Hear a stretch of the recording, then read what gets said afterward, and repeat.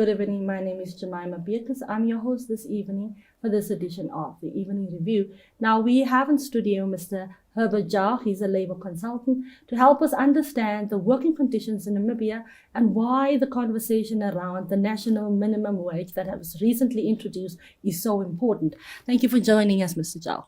Most pleasure and welcome. Mr. Jauch, let's jump right into it. Recently, the Minister of Labour has introduced a national minimum wage at $18 per hour. Yes. Can you give us an overview of the working conditions in Namibia and why a national minimum wage is important? Yes. With independence and when the first Labour Act came in 1992, government thought the best way of addressing conditions of employment and wages would be collective bargaining. So the whole system was set out that workers would join trade unions, that they would have basic rights, that they would be protected against victimization, that like leave provisions would be set out in the Labour Act, how much annual leave, how much paid sick leave, and so on. But that anything beyond that would be done by the trade unions in the country, negotiating with employers. But when we look at over the years who has negotiated, it has only reached workers in certain sectors, and they are the public sector, mining sector, fishing sector, and a few others.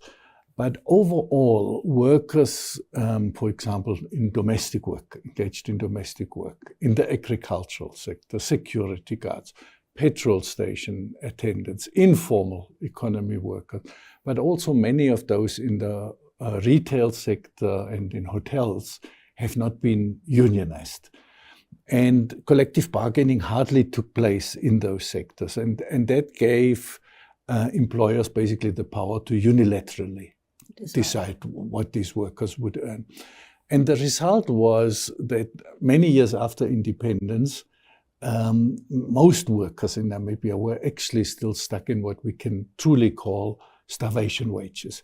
The latest figures we had from 2018 is now unfortunately a long time ago with the Labour Force Survey, indicated that over 70% of Namibian workers at the time earned 1,400 or less per month. Now that's a shocking finding because given the costs of living, that is terrible. And so against this background, now the government took this decision to have a national minimum wage after a wages commission had done work over the last 3 years and made a recommendation. And that national minimum wage now hopes to at least raise those levels to at least a little bit a better level. We're still very far from what we could call a living wage, where workers would be able to meet all their basic needs and have a decent standard of living. But the minimum wage, as it's proposed now, or will come into effect now in January, at $18 an hour, that translates to about 3,100 to 3,400, depending on the numbers of hours worked. So if people work 40 hours a week, there would be around 3,100 a month. If they work 45, there would be about 3,400, 3,500, roughly. That's the scenario.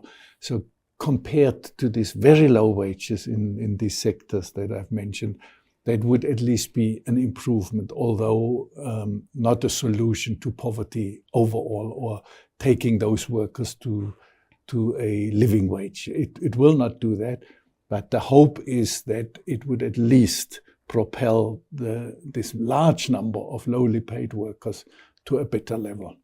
Now, these companies, many of the companies that are employing these workers that would obviously have to benefit from this, many feel that it would force them to probably retrench. They might not afford this. What are your thoughts on the sentiments that this minimum wage is unfair to some of the employers and that they cannot afford this? Okay, one would need to look, of course, workplace by workplace to get to the question of affordability. But there is one overarching worry when I hear employers talking like that, and that is we've come from a brutal history of cheap black labor in the colonial rule, where workers were deprived of their rights and extremely low wages were just seen as the norm and as acceptable. And this attitude, unfortunately, was carried over into the independence era. And we seem to completely ignore the aspect of what does it mean for workers to have to make a living out of these wages, knowing that so many Namibians are unemployed. And so with the wage that you would earn, you know you have to support a number of other people as well who are unemployed. Can be family members or others. And given those low wage levels and the unwillingness of many employers in those low wage sectors to even move, is a very worrying sign. And such attitudes now of saying it will lead to retrenchment, it is unaffordable, basically argues that it is fine to pay people those starvation wages that are paid now. And I think there we need to, as Namibians as a whole, to come to a point of saying, no, it is not fine. It is not acceptable. And you cannot just justify those low wages continuously. There must be at some point a consideration for what it means for the workers concerned. When you look at the economy overall, better wages will increase spending power of those workers and will in a way provide an economic impetus for the economy. And locking, as I mentioned, the figures, 70% of workers into absolutely low wages, starvation wages, is just no way of running a country. It cannot be justified in terms of the living conditions of those workers. And those companies who claim they can't pay will have to open their books and show, is that really the case? Or is it a question of a large chunk of what was produced at that company and by the workers there is simply absorbed by the owner and not shared with the workers who actually did the work to make that company profitable? There might be some differences here and there. I know in the informal economy, it's very dicey with incomes. But in many other parts of the economy, a significant improvement is certainly possible when you look at sometimes the standard of living of farmers, the kind of vehicles they drive, the kind of things they can afford. And then you look at what farm workers are earning on those farms. Then there's certainly scope to say we can raise the levels of them.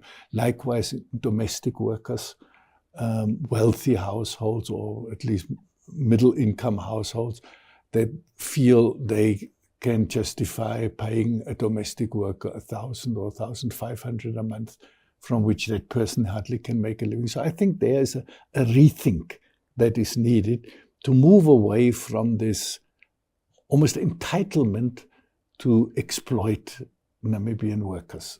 Yeah. Because the minimum wage that's proposed doesn't make them rich at 3,000 or 3,400. They are not rich. They will still struggle to meet basic needs, but it would be at least an improvement.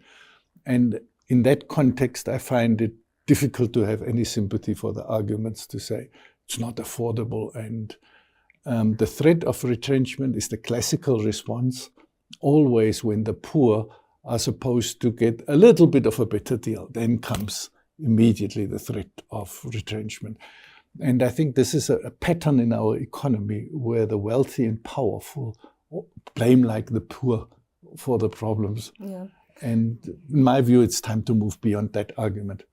Mr. Jauch, can you please give us a scenario? You talk about starvation wages. We talk about, you've touched a bit on the discrepancy between what the farm owners, what the living standards look like as opposed to that of the workers. Can you give us a real visual picture of what the conditions are of farm workers and domestic workers? So, because we have found that at times people are truly ignorant to the plight of workers. Mm. Yes, and it is often hidden from view.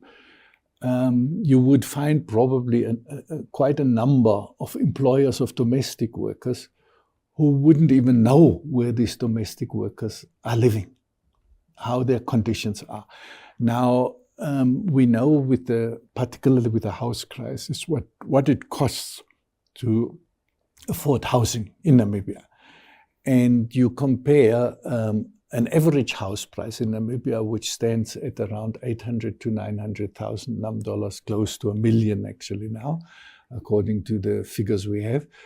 And you compare what it would take to afford this average house. We're now not talking of a palace. It's like an average house in Namibia. You would need to earn about 25,000 Namibia dollars to afford this average house, roughly. Now you look at the wages that people earn, 1,000 to 2,000, a large chunk of them, including domestic workers. And that means, in the case of domestic workers, it's often single mothers that have to raise these children with their meager incomes, that have to provide school uniforms, that have to provide food, that have to provide shelter and transport. Very often they live on the opposite end of town. In Windhoek's case, substantial costs to even get to work. And then you justify, like the current minimum wage for domestic workers stands at around 1,400 per month for 45-hour working week. And you think of that, the person might spend 400 on transport. What is left? And you'll see how, despite working all the time, leaving the children in the care of others, these domestic workers are unable to make ends meet and live sometimes under very challenging and sometimes even horrific conditions that put them at great risk and their children.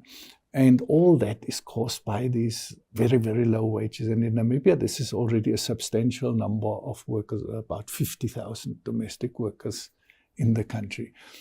With farm workers, similarly, although there are some farms where conditions have improved and where farmers realized it's also to their benefit to have better relations with workers. So some farms are providing now housing and providing additional rations, etc. But on many other farms, workers are living under really almost slave-like conditions, and they are cut off the world because of the isolation of farms. And for them, a question of unionization is almost impossible because they are so isolated and they are exposed to victimization very easily. So when a domestic worker would kind of complain about the conditions, the employer is like to say, well, if you don't like it, there are so many others who are looking for jobs. And that argument and that threat of retrenchment is always used to kind of shut up any kind of criticism. And that leaves workers in those sectors, as, for example, in very challenging position. But it's similar for the security guards. They sit now whole nights in this freezing cold in our winter outside, and they have currently only a minimum wage of $10 an hour, which some of these companies are not even paying. And that is, of course, completely unacceptable because these kind of practices have a cost, and it's a human cost of a life of constant struggle and where workers simply cannot escape poverty. They are locked into poverty despite going out every day to work. And I think this is a tragic scenario in a country, that not only those who are unemployed, but so many of those that are working are locked in poverty. And we need to really think, 34 years after independence, do we want to continue like that? Or are we starting to redress that, looking at economic structure, improving wages and living conditions of workers, and create a different kind of Namibia that's more equal, that really lifts people out of these shackles of poverty that they are currently exposed to build on something. And I think in this context, a living wage is a first step, but it's not yet enough. We must move towards a living wage where every Namibian is able, through the work they do, to have a decent standard of living. But at least the minimum wage as proposed is a step forward compared to the current condition. Mr. Jauch, you're talking about how workers are trapped in poverty, and yet we have trade unions in Namibia. What role is it that you believe trade unions should play when it comes to improving the lives of workers? And why is it that we still have workers locked in poverty when we have trade unions and a labor minister, Yes. a ministry with labor inspectors? Yes, that is truly one of the disappointments. And my own history of having spent 30 years in and with the unions was that decision and that engagement was driven by the belief that trade unions have an absolute essential role to play in overcoming that poverty. And today's scenario, unfortunately, shows that the role of unions has been limited to just a few sectors. They are very crucial in basically three regards. One is to ensure that workers' rights are respected at the workplace, that no one tramples on workers. The other day I had a discussion here with someone who works as a domestic worker in Windhoek, and the person said to me, well, I never get paid leave. Now, for 32 years or so, we have that in our Labour Act. An absolute compulsory provision is paid annual leave, and it doesn't happen. Now, that is, of course, a role that something the trade union must take up to make sure at least all the legal provisions are adhered to, so the worker doesn't have to take it up individually on his or her own, but has the trade unions as an umbrella or as a workers' organization that represents them collectively. The second big role that unions can play is, of course, solving problems at the workplace before they escalate. Intervening on behalf of workers and sorting out any form of discrimination or violations, severe violations like sexual harassment. In my view, unions must be at the forefront of addressing such violations, where their members, or even if it's non-members, just workers, are treated and violated in that way, that the union, as a matter of principle, takes that up and said, we will not allow that to happen ever again. And the third role is, as a collective organization of workers, for unions to negotiate better conditions with employers. That can happen at the individual level, at workplace level, or it can happen at sectoral level, that a trade union negotiates for workers in a particular industry, like we've seen it with some success happening in the construction industry with the Metal and Allied Namibian Workers Union. And if that happens, then it provides workers with a far better position to improve their conditions and to be protected than if they are on their own.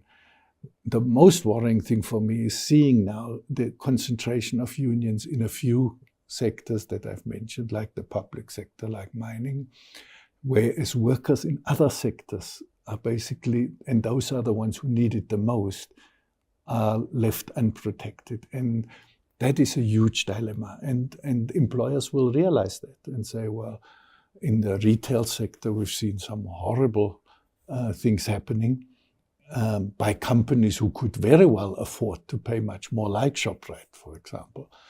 And they simply see it's easy to dictate terms to those workers.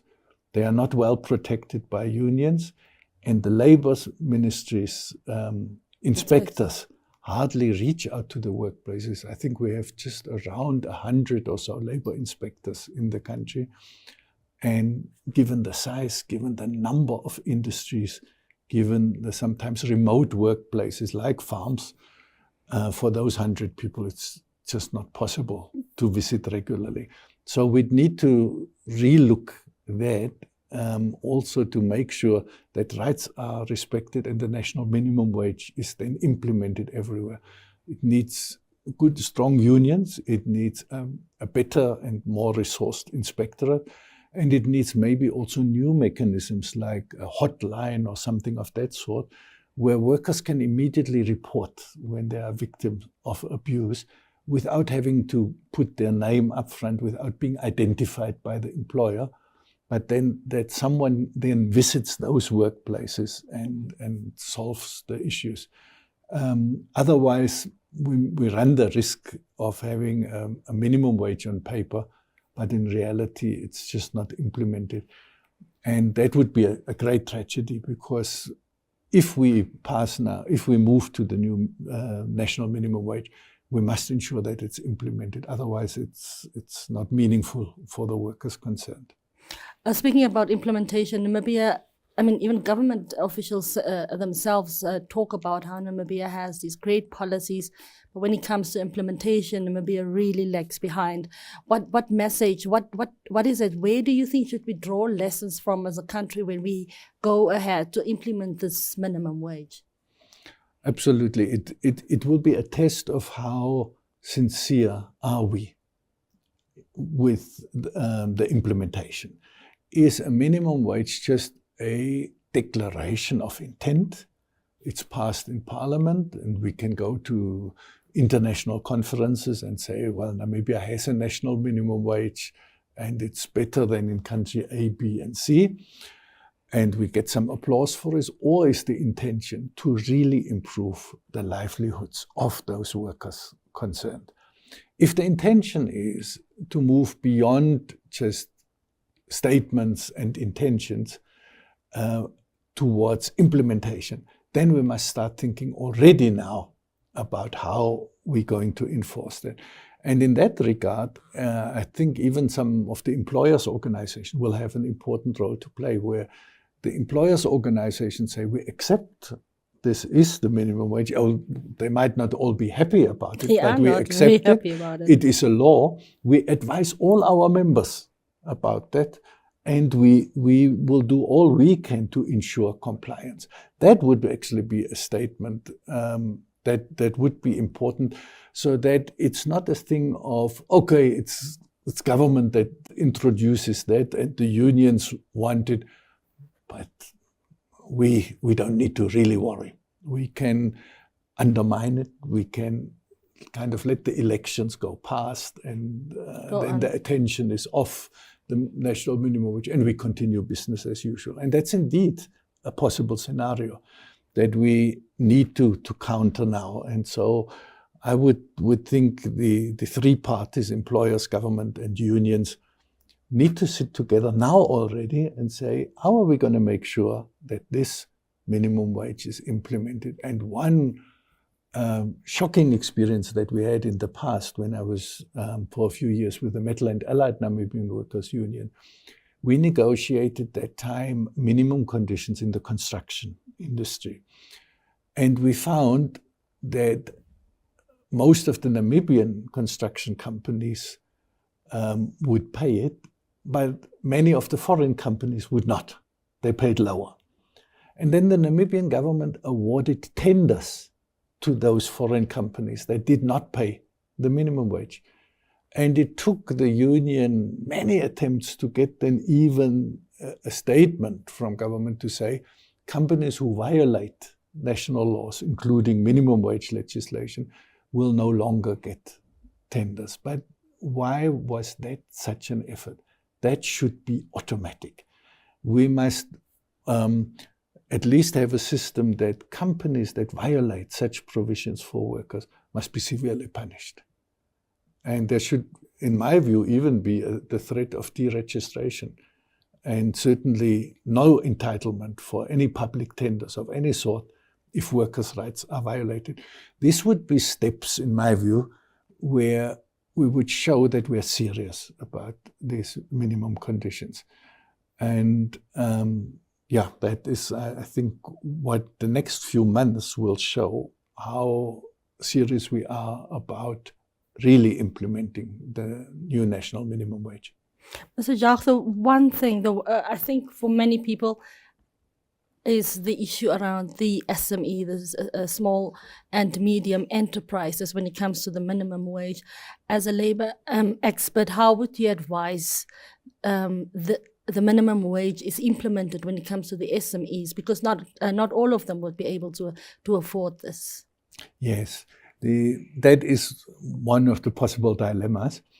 I would argue if a company claims they can't, such these SMEs, they would have to open their books, they would have to show how they are operating, what are they paying to workers, in what way can they move towards the national minimum wage, because the ministry has already provided a kind of step-by-step introduction for farm workers and domestic workers. The announcement was made that they would have to move from the current levels in 2 steps or 3 towards this national minimum wage. So if there are SMEs in Namibia, the easiest would be if they form their own umbrella body, their own organization, to speak with one voice. And then these issues can be looked at with the unions and as the workers' representatives and the Ministry of Labor. And then they can discuss how they can move towards that minimum wage, what would be practical and feasible from their point of view. In such situations, it's always the best to approach it directly, but also with the openness of opening the books, even if they are fairly informal, but there must be a sense of what the business is making and in what way they can or cannot pay the national minimum wage. But there shouldn't be, like we had in the past, where the SMEs, many of them would be falling under the informal economy, would be regarded as automatically exempted. That shouldn't be the case. They need to present their case, and ideally in the form of an umbrella organization that represents those small businesses. Mr. Jauch, we've seen from experience that the measures that are put in place by government to ensure or promote the improved conditions of workers has not always been adhered to. I mean, we've seen the protests at Chinatown, for instance, because of low wages. Even when you're talking about companies that have violated the labor laws, and yet they have landed these tenders, we still see that continuing. What other steps would you advise government to implement to make sure we improve the working conditions of workers and to make sure it is effectively done so? Yes. We touched on some of them already. The one would be improvement of monitoring. The second one would be serious punishment in terms of violations. The third one is creating conditions where unions can reach more easily into difficult sectors. In some cases, it's very difficult, domestic workers, farm workers particularly. But in other cases, like you mentioned the Chinatown, the retail sectors, there must be a way of allowing unions easier access to that. And government has so far tried to stay neutral and stay out of it. But we hear regular cases of unions being refused access.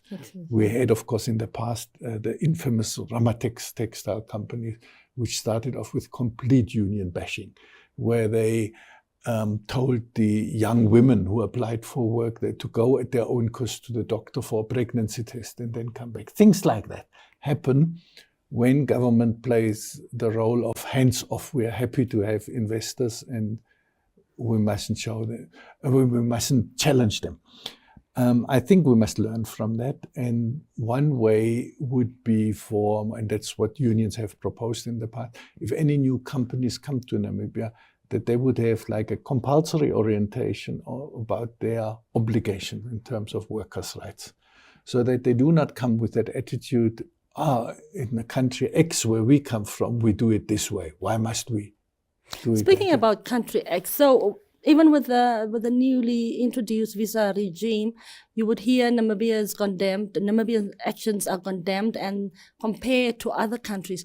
What is there a country in Southern Africa that Namibia can draw a lesson from, or where this minimum wage has been a success that Namibians can use as a benchmark? I don't think we have a specific case in Southern Africa.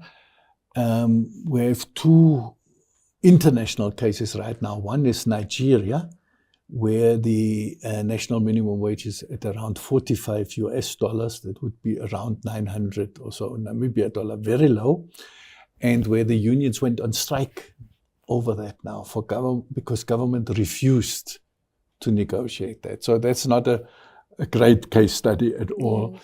In Mexico, we just had an election with the first female president being elected, and part of their election campaign was what they call a living wage in Mexico. So a country that's also gone through export processing, so it's Ramatex type of investments and working condition, has found, no, this just locks us into poverty. We need to move towards a living wage. So internationally, there are some examples, and very often what countries have realized is that the low skill, low wage economy, under which Namibia also largely falls, is a dead end. You cannot progress. You are always stuck at that level. You don't incubate industry. You just provide cheap labor largely to foreign companies that come here for a period of time and then they leave again. And so to break through that cycle, besides the educational expansion that Namibia has undertaken, one would also need to look at a new arrangement in terms of the world of work, with higher wages, decent standards of living, possibly then, as it takes off, also shortened working hours, very important, so that instead of a few people working long hours, you divide the work more evenly. And you, through the technology also, you reach levels of productivity that would allow that to happen. So you basically start changing the economy and the way it functions away from the low wage economy. In South Africa, that's been a big struggle.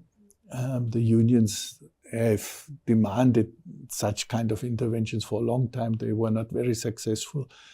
Unfortunately, also the others, Zambia, Zimbabwe, and Malawi, Mozambique, we don't have that kind of example currently. But we can look at those countries specifically that were successful by elevating wages and then reducing inequality in the process, and at the same time achieving better economic impact in terms of spending power of the population being increased, which then encourages local producers around local consumer goods. And there are, of course, also in Asia, several very worthwhile examples to take note of. Thank you very much for joining us this evening, Mr. Jauch. You're welcome, Ms. Beckers. Thank you for tuning in. Have a good night.